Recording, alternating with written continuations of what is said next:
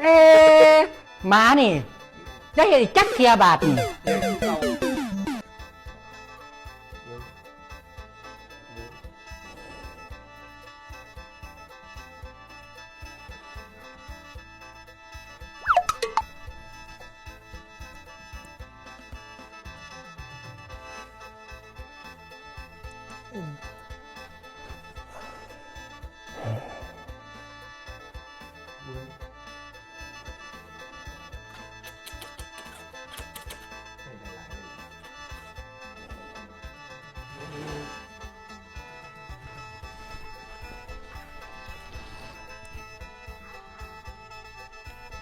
ฝนตกบ่ฝนตกก็จังแดดฝนตกแดด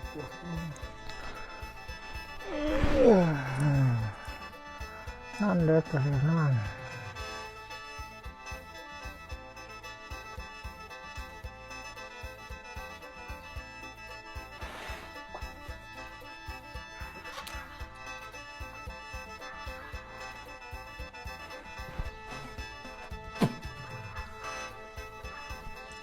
เป็นผู้ใดมาตักผ่าครับมูนี่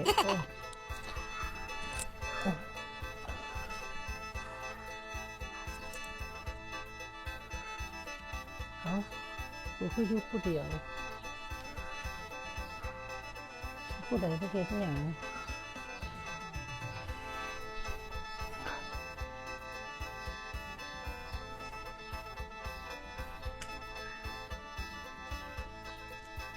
ฝนตกก็คือจะมองไม่ฝน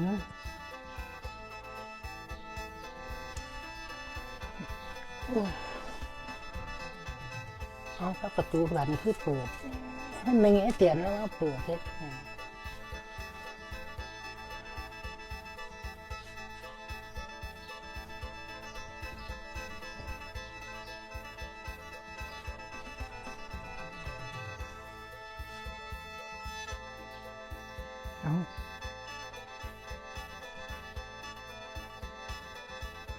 เอ้ย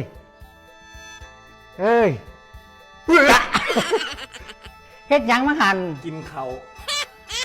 กินหยังเขาหยังคือบ่ย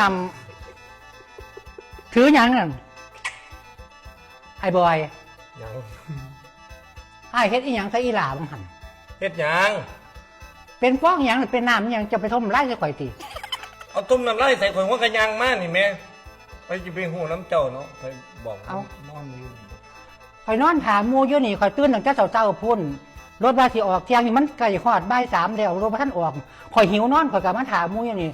เจ้าละเฮ็ดให้ข่อยเฮ็ดหยังข่อยบ่ได้เฮ็ดจะไปต้มไล่ใส่ข่อยสิว่าหั่นต้มน้ำไผสิไปหาเฮ็ดไปทั่วแท้เบ้าคือจังโว้ยแล้วข่อยจับได้นะ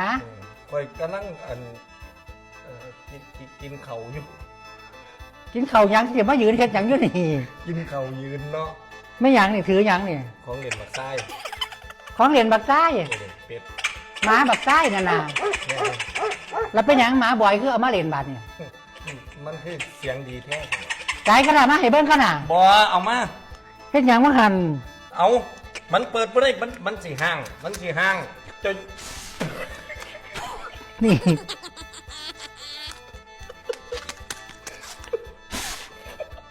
นี่เฮ็ดจังซี่สิว่าหั่นเขาเฮ็ดจังซี่จังไดเขาเฮ็ดจังซี่เอากระเป๋าค่อยๆตัวโอ้ย